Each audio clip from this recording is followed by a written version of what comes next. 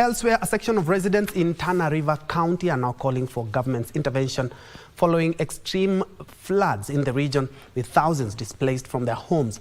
Speaking during a tour of the area, the Principal Secretary, State Department for Special Programs, Ismail Madei, revealed the government's plan of settling 5,000 households in Tana River County alone following the second and third wave of floods. He further added that the resettlement plan has no timeline since it depends on availability of resources, but hopefully the process will be completed in the shortest period as possible.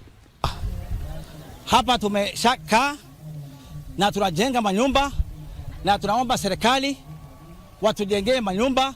Sisi tunataka kuishi hapa permanent, na pia tunaomba serikali itupatie title deed ili tumiliki ardhi yetu hapa.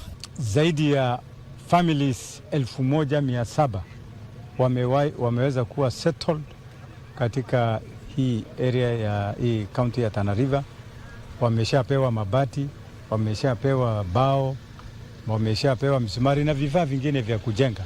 Na sisi tumekuja kukagua na tumejionea kwamba wananchi ambao wamepewa hizo vifaa vya kujenga wamejenga hizo manyumba na saa hii wanakaa vizuri.